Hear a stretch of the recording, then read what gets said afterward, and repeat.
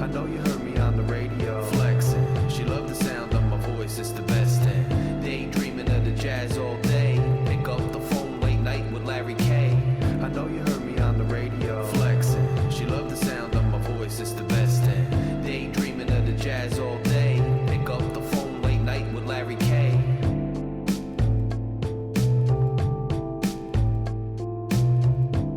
Scarlet Knights fans, Rutgers alums, Rutgers fans, whether you're an alum or not, welcome to another episode of Night Watch with your host, Larry K. If you haven't done so yet, please hit the subscribe button. It's right here. Click subscribe.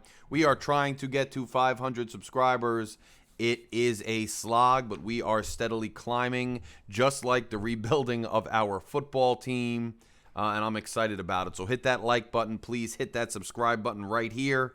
Takes a millisecond just to click it, and you'll become a member of Night Watch, which is a fast-growing medium and channel for Rutgers athletics, specifically football and men's basketball, but we will touch on more things as the channel expands.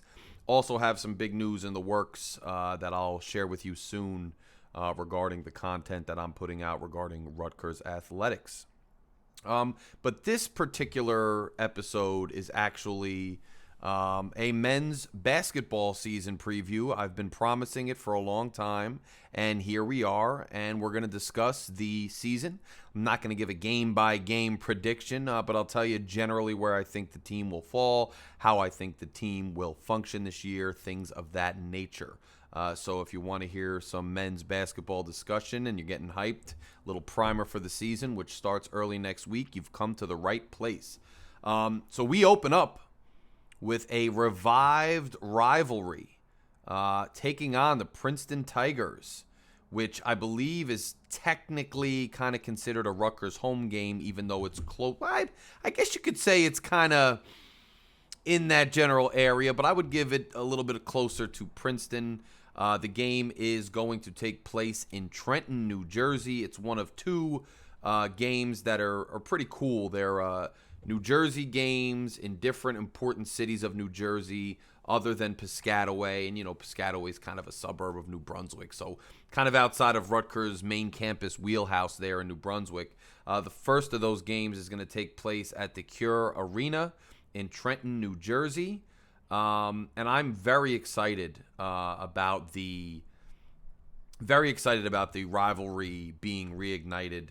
I think it's awesome. I think it's good for the state of New Jersey. It's good for New Jersey basketball. I feel the same, obviously, about Rutgers' ongoing rivalry with Seton Hall. So I think it's a great thing overall, and I'm excited about it. Now, from what I understand about Princeton this year, Princeton is, not at last year they were very good. And this year, I'm not sure they are as good. One of their better players actually had to leave because the Ivy League does not allow graduate students to play. And so Princeton should be kind of hanging tough. It could be a good game. It's a good little mini barometer game once the record starts counting with an in-state rival where both teams are going to want it and where Princeton is a respectable basketball program to see where Rutgers is. I don't expect Princeton to be quite as good as they were last year, so I do hope that Rutgers can take care of business, but it could be kind of a fun back-and-forth game. I got to shout out and I got to plug in a Night Watch member, a longtime listener, a personal friend of mine, Brian Fox. He actually is a guy who's around Trenton quite a bit, works in Trenton, knows Trenton a lot better than I do. In that general area, and he's actually having a pregame party to kick off Rutgers men's basketball season this Monday, right before the game, from 3 to 6 p.m., and it's at First and 10 Sports Pub. First and 10 Sports Pub, which is only 10 minutes away from the Cure Arena. It's at 1961 Hamilton Avenue in Hamilton, New Jersey. Anybody who knows the Trenton area or New Jersey at all to some extent knows that the Cure Arena is right by the river, coming right into Trenton with that historic Trenton sign and the tunnel and all that. which is right by Hamilton. So you come in and out of Trenton right along the Delaware River, and Hamilton's right there. So come through, come hang with me. I'll be there. Come hang with Brian. Come hang with fellow fans at First and 10 Sports Pub to kick off the men's basketball season. I really hope to see you there. I will be there, and I'm looking forward to the season and kicking off the season. Now, look, it's an interesting year for Rutgers now because it's kind of this transitionary year.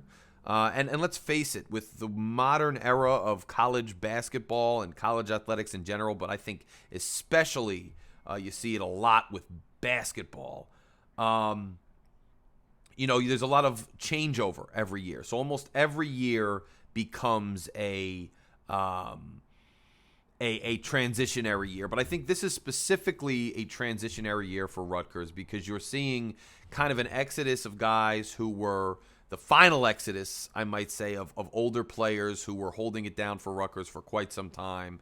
And it's right before this highly anticipated recruiting class of 2024, obviously with Ace Bailey and Somerville and all these guys and potentially Dylan Harper. And you got kids coming in, so like Gavin Griffiths, who is going to be young this year, but is going to probably, hit more of his stride. We usually see a big jump with Pikel players from freshman year to sophomore year. A kid like Gavin was going to come in and maybe have a transitionary year and take off a little bit more next year. You saw the exodus of players, and I know Cam Spencer was only here 1 year, but he played an integral role in the team last year as a shooter, as a defensive player. And then you obviously see Paul Mulcahy, and Paul just came out. There was an article this week on Paul talking about Rutgers. He says there was a little more physicality with Rutgers, and that makes sense. The Big Ten's a very physical game. I like that about the Big Ten. I like that about certain conferences in college basketball. He's liking it out west a little bit more with a little less of that physicality, he says, and a little bit of a different playing style. Didn't say anything bad about Rutgers and Paul. Regardless of what happened and what transpired, I think, as the years go by, we will always have a respect and an admiration for Paul and what he accomplished with that team. Ron Harper Jr., obviously Geo Baker, some of those players of that era, that really, really set the program on a new trajectory, which is the trajectory that we all hope will go to very new heights and very real, a different ceiling than we've ever really experienced in this generation of Rutgers basketball, since the late 1970s. So, it's a transitionary year in that sense, but like I said, and Miles Johnson was on that team, but almost every year now is almost a transitionary year. So what do I expect the team to kind of look like this year with Mulcahy leaving, Cam Spencer leaving, and, guys coming in? So you had a very important transfer in the offseason in Noah Fernandes. Noah Fernandes is going to, and I'll tell you who I think the starting five is going to be the majority of the season. Noah Fernandes is going to be at point guard, and he's a little bit of a different point guard than we've seen at times at Rutgers, where he can score, he can shoot, and he can also facilitate.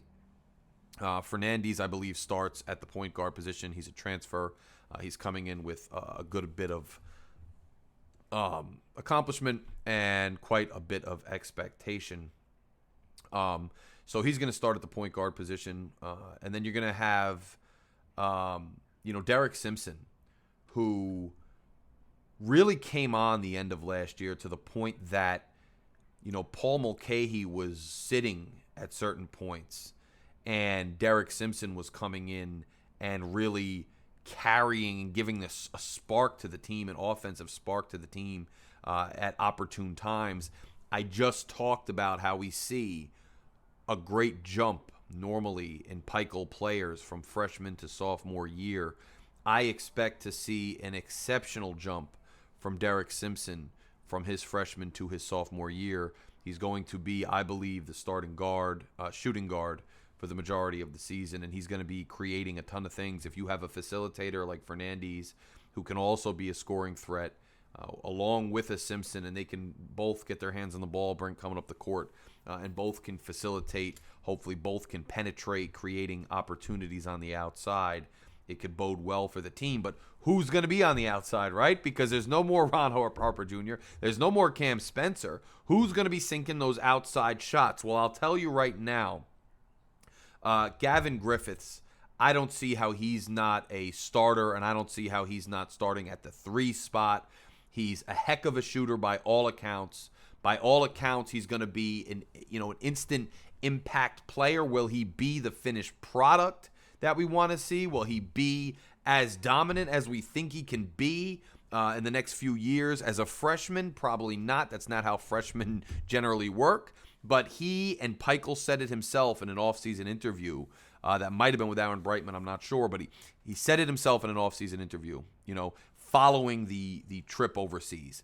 He said that Gavin Griffiths, is one of the most athletic recruits and one of the most athletic guys, just in sheer athleticism, that he's recruited and that he's recruited at Rutgers. So I think Gavin Griffiths is going to be somebody on the outside who can not only sink shots from the outside, but can create in his own right, and who is a monster player, 6'8", number 3 player who can kind of swing around to different positions. I think he's an ideal 3 for a Big Ten offense, and I think he's going to be out there.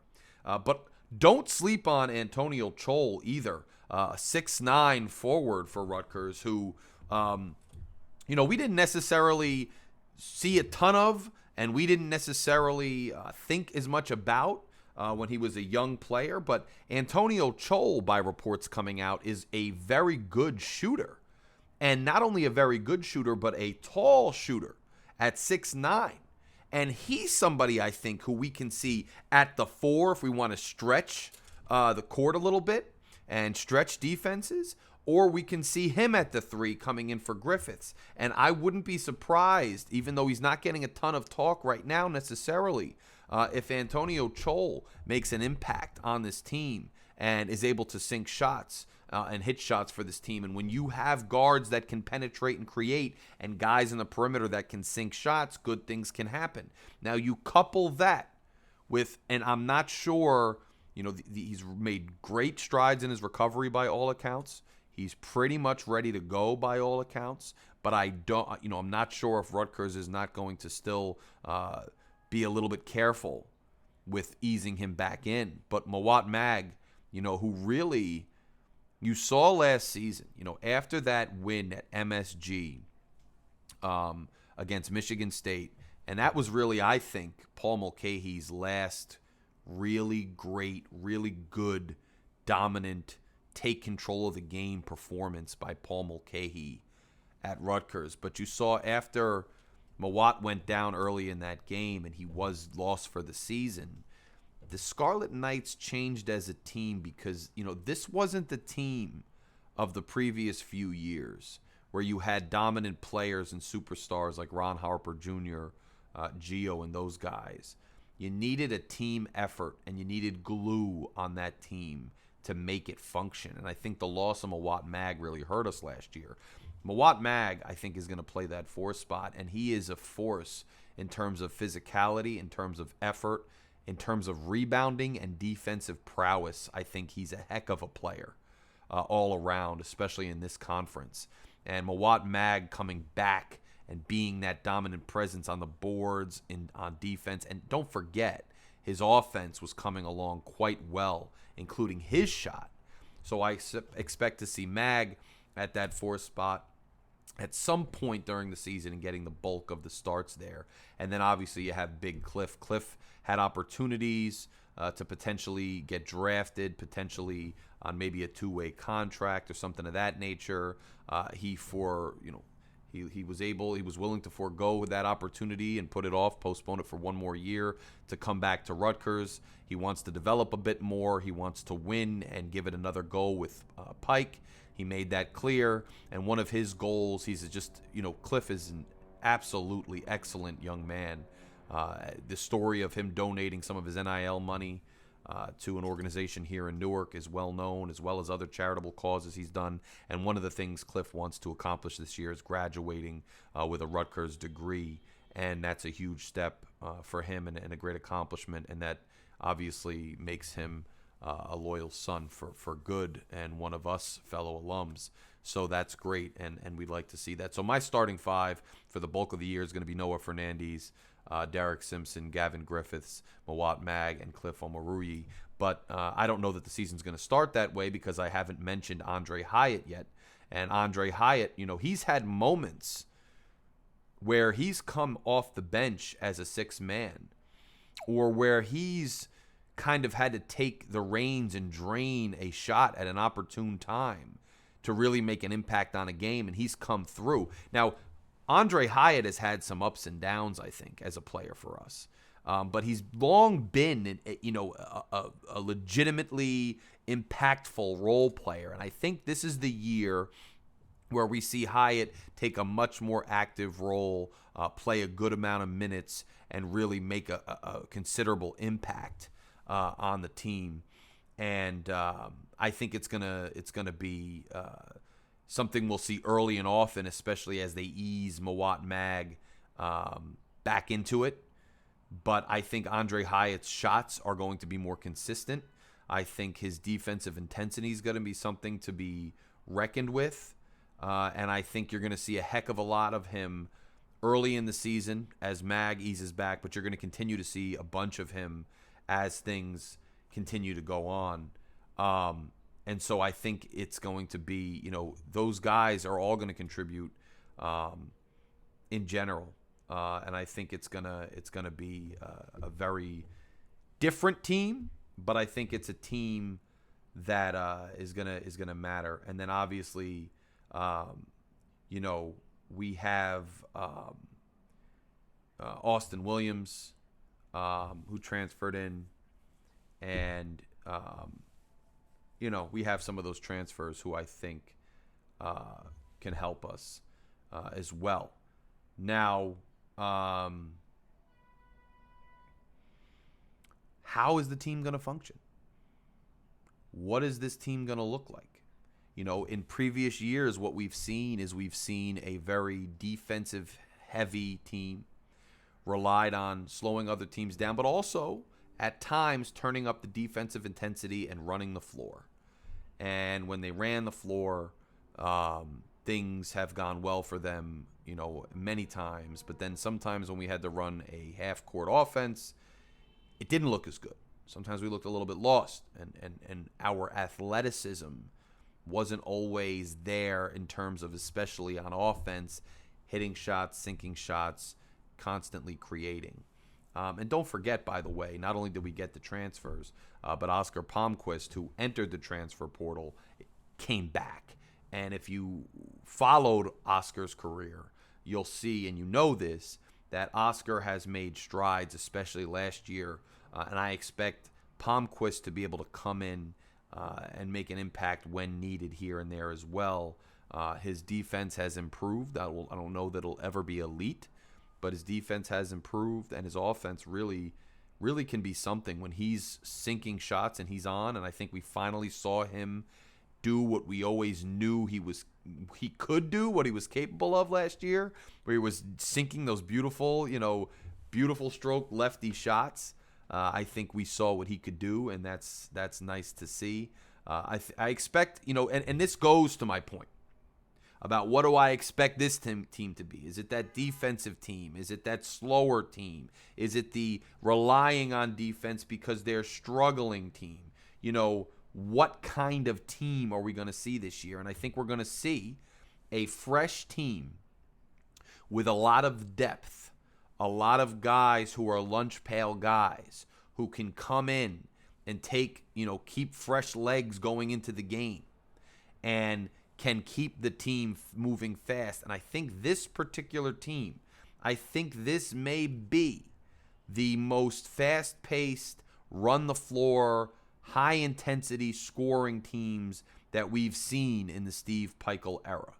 That's what I think this team is going to be. I think you're going to see intense defense, but you're going to see intense things in general. I think you're going to see defensive intensity that's there, but you're going to see guys who can shoot the ball, guys who can penetrate, guys who can create on offense, and you're going to see an offense that looks a lot smoother. Than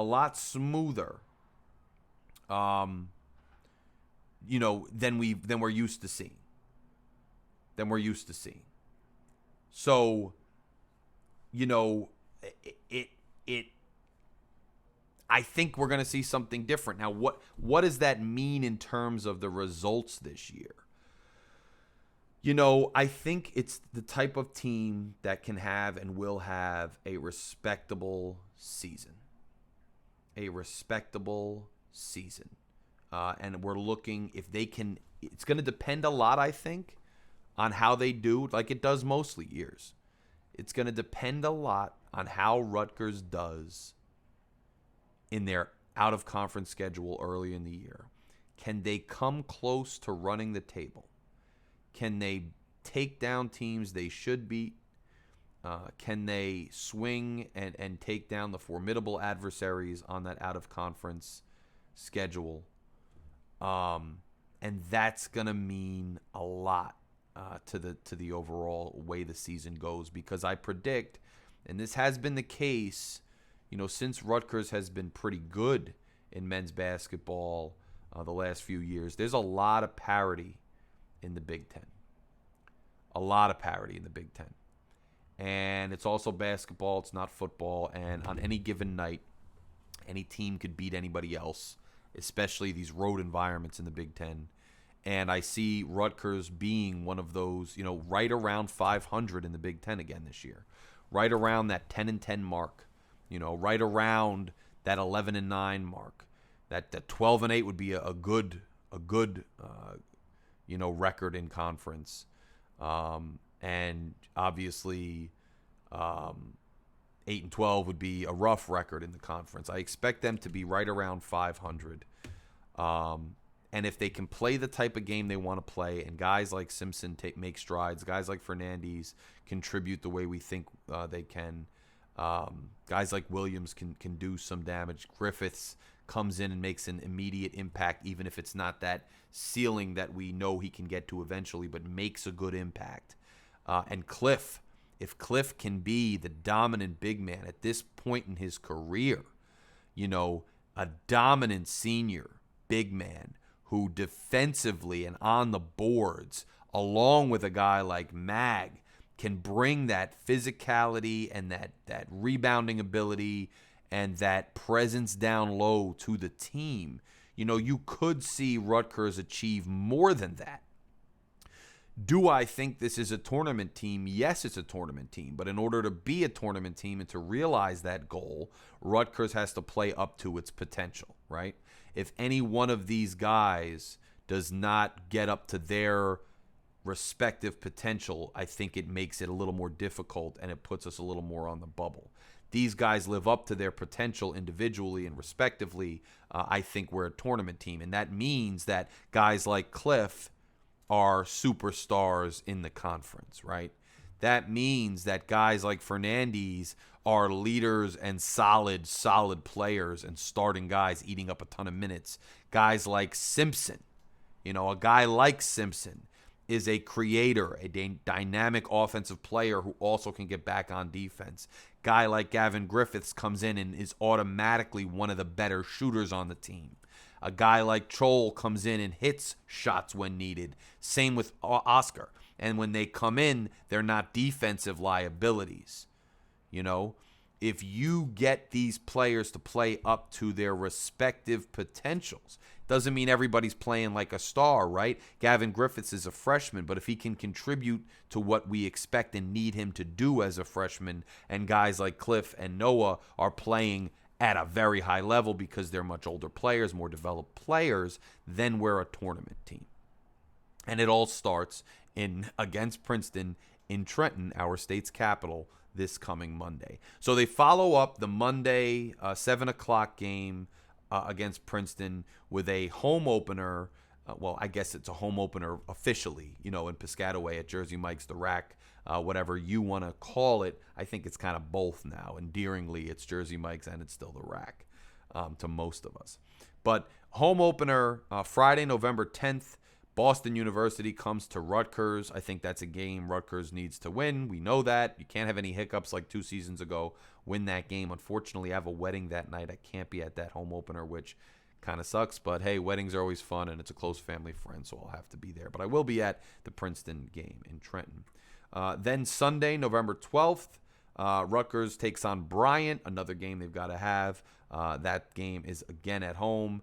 Wednesday, November 15th, Georgetown comes to town. Georgetown comes to Rutgers. And that might be the first test of a more prominent team, at least historically, that Rutgers is going to try to put away and continue trying to build those wins and bank wins. Then you have Howard coming to Rutgers. You have St. Peter's coming to Rutgers.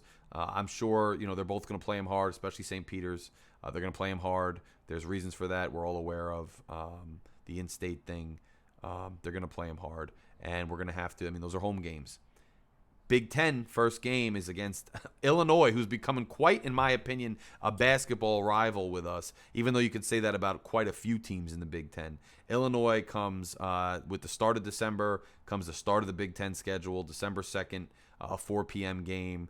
Illinois, who's ranked 25 as of right now, according to my notes, comes to town, and that's, the first conference test. At least it's a home game. Let's see what we can do with that. After that, December 6th, it's Wake Forest. We're traveling away to play Wake Forest, another formidable conference opponent. And then right after that, 3 days later, December 9th, you got Seton Hall on the road at the Rock in Newark. And I'm sure we're going to be looking to get some retribution on Seton Hall. And, we got to beat them. and in the Pikel era, we've been able to do it, but it's been a little bit now, and I'm getting a little impatient. We got to take down Seton Hall. And then you got LIU coming to Rutgers, and then a game I'm really excited about. On December 23rd, Mississippi State comes to take on Rutgers, and this is another Rutgers home game in another prominent city in New Jersey, where I live. Right down the block from is the Prudential Center in Newark.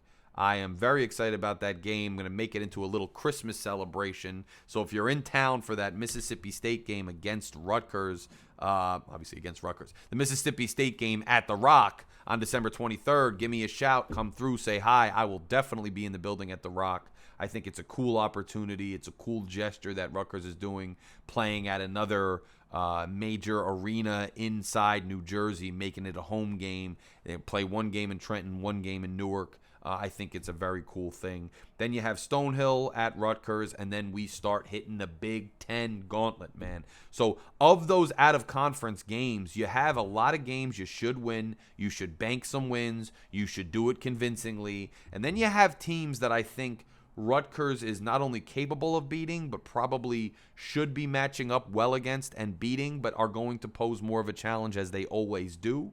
I expect some sort of slump, some sort of unexpected loss, because this is basketball. This happens all the time, etc. As long as we don't get too far off track and we're ready for our Big Ten schedule. As soon as the new year starts, we dive right into it. January 3rd, we're at Ohio State. January 6th, we're at Iowa. So we open up in January at Ohio State, at Iowa.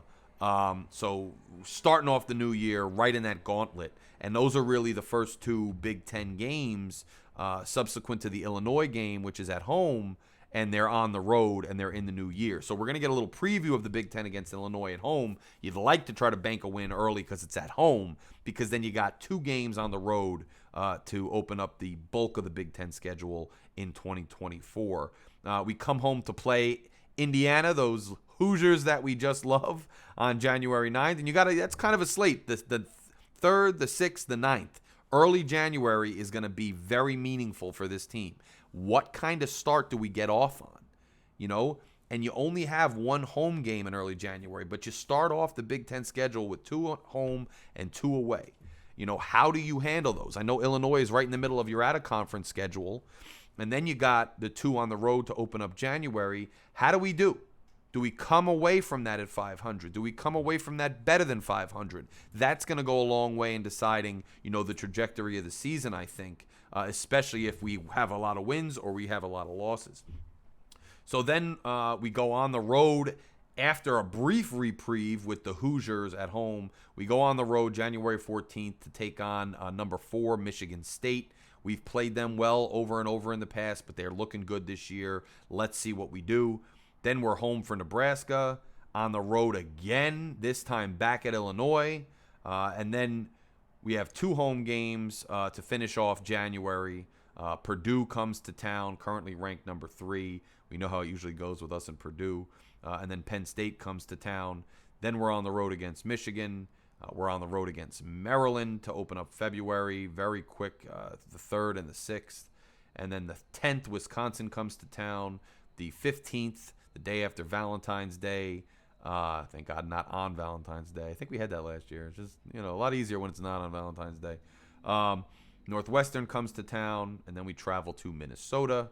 We travel to Purdue. Maryland comes to see us on February 25th. Michigan visits us on February 29th.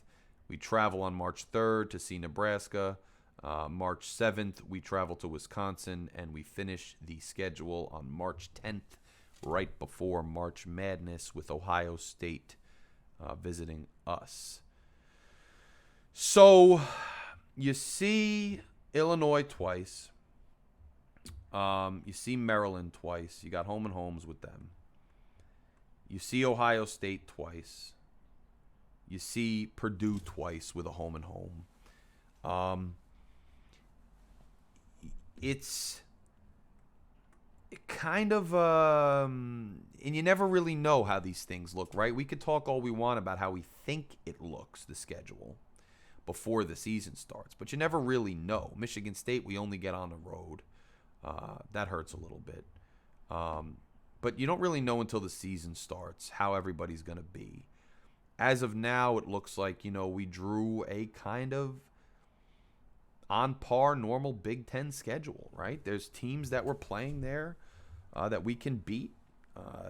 Homes and homes with teams we can take on, and we've done it before. And then you got some tough games, like you're only on the road against Michigan State. You got Purdue coming to town, but you got to go to Purdue.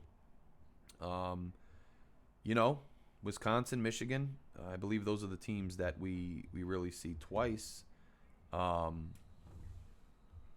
So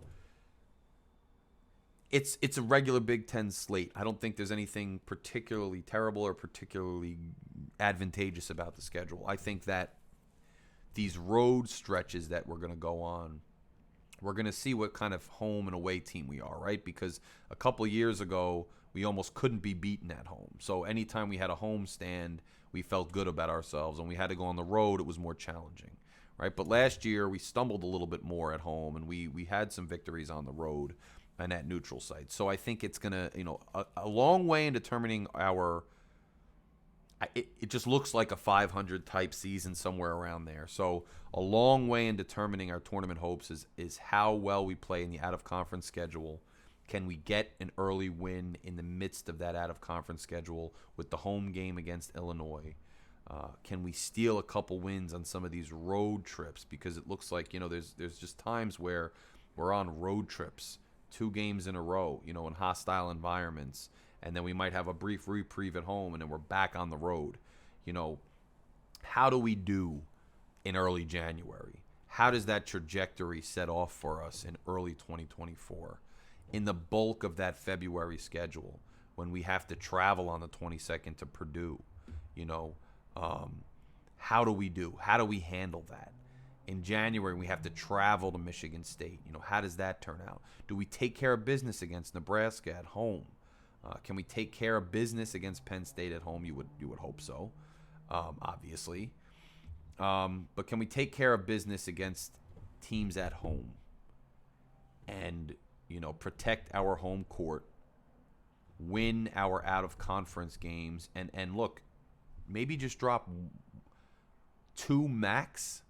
If we can drop a max of 2 of our out-of-conference games or better, and then go 500 or 1 under or 1 over, in the Big Ten, we're a tournament team, in my opinion. So can we do that? And in order to do that, it's going to depend on these guys. Who's in this transitionary year. You have a mainstay in Cliff Omoruyi. You have Amori, sorry. You have a mainstay who really only emerged last year and then got hurt in Mawat Mag. But he's not really a mainstay because he was growing and hitting his stride, and then he got hurt for the year. So the really only like long-term mainstay player we've had now who's been here for the previous iteration of successful teams at Rutgers is Cliff Amori. Mag kind of, and then you have Derek Simpson, who was emerging last year and who now is going to have to take that next step and be an integral part of the program going forward. And you have an Andre Hyatt. He's probably the other one. But then you need guys like Gavin Griffiths, Noah Fernandez, Antonio Chol, Williams. You need these guys to contribute in a meaningful way the way Cam Spencer did last year. Now, we're going to miss Cam Spencer. There's no way around that. Replacing Cam Spencer is not any one player's obligation or any one player's assignment. Because you could take a guy like a Gavin Griffiths and say, well, he's a heck of a shooter. Maybe he can do what Cam Spencer did for us in terms of shooting. And that's potentially possible, right? I mean, Gavin Griffiths, coming out of high school, is a very good shooter. And by all accounts that you've heard from practice and from overseas and from some of the scrimmages, is Gavin Griffiths is a very good shooter. But Cam Spencer was a hell of a defender, too. And yes, in some games against conference foes, he wasn't as good, but he was still good in some games. He had clutch shots in some games. He won in some games. But in out of conference, he made a big difference on the defensive side of the ball too. And you need those plays, even against opponents you might think are inferior. You need to make plays. Somebody needs to make defensive and offensive plays. And so it's really going to depend on how these guys, the ones who were already in the program, take the next step. And if they take the next step, and the guys who weren't previously in the program, how well do they adapt and how much do they contribute up to their respective standards and expectations. And where in previous years, I think you saw Rutgers teams where the defense was always very sound and the offense went in ebbs and flows. This may be a year. And I'm not saying we're going to be lights out on offense because I don't think this team necessarily at this juncture, but we'll see. How dominant is Cliff down low? How good of a shooter is Griffiths? How much of a step did Derek Simpson take with his creating? How much did his shooting improve? Because Simpson is a great penetrator, a great creator, but his outside shot wasn't amazing. How much of an offensive weapon is Noah Fernandez? How great of a shooter is tall Antonio Chol? How much of an offensive weapon is Mawat Mag? I think that remains to be seen. But I think our offense is probably going to be humming a little bit better than we've seen in recent years. However, how good is our defense going to be? Mawat Mag, proven defender. Kenny, is he good on that knee? Cliff, proven defender. But beyond that, is Andre Hyatt going to take a step defensively? Derek Simpson brought the energy. Decent defender, but he's going to take another step to be a very good defender. Don't forget, we also lost Caleb McConnell. I can't believe I didn't mention him before. The defensive player of the year and defensive player in the country by at least one metric. You lose that too. That's huge. So while I think our offense, you might be loving some of the speed, some of the shooting, some of the consistency that we might see that we might not have had, I wonder about the defense. And I think a lot of the way this season goes is going to come down to, can we play defense up to our standard? And whether we are or not, can our offensive output be consistent enough to get us where we want to go?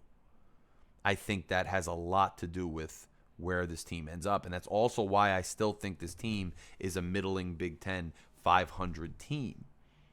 Because there are some things I think that came into the program, or some things that certain players are going to do that are going to elevate our game, especially on the offensive side of the ball. But other things that I think we lost in the offseason by virtue of just, guys graduating, guys transferring, and guys coming in who are just younger and whatnot, that we may lose. And that's, I think, especially going to be true on the defensive end. So I am predicting we are a tournament team. I am not predicting a seed. I'm not predicting any of that yet. I got to start seeing this team, seeing how Pike is organizing this team, seeing who's getting the minutes, seeing who is who, seeing, what our opponents are looking like as we all start getting into the season. I think we're a tournament team. I'd like to see us finally handle decisively our out-of-conference schedule without too many hiccups.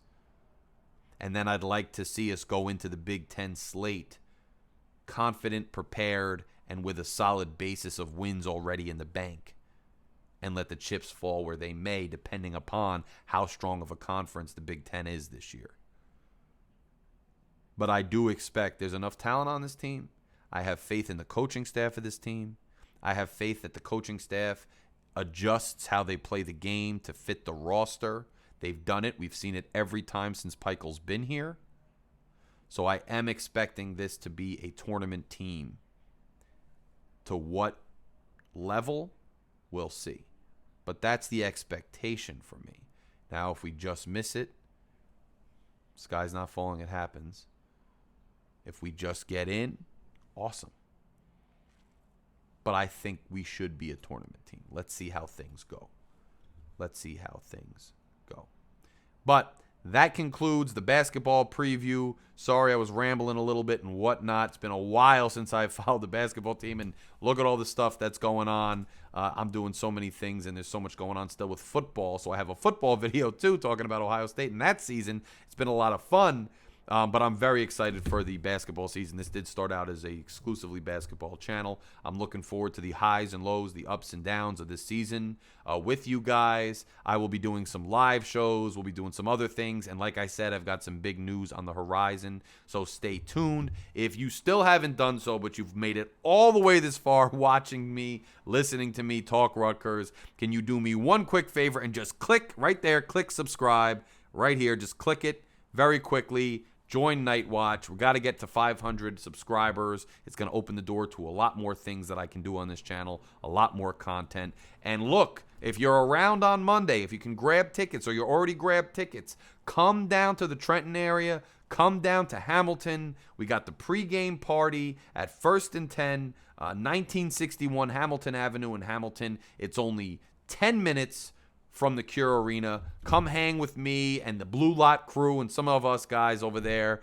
Say what's up, have a beer, and we'll head over to the stadium. I'll see you guys there. Until then, go Knights. And go Knights on Saturday against Ohio State.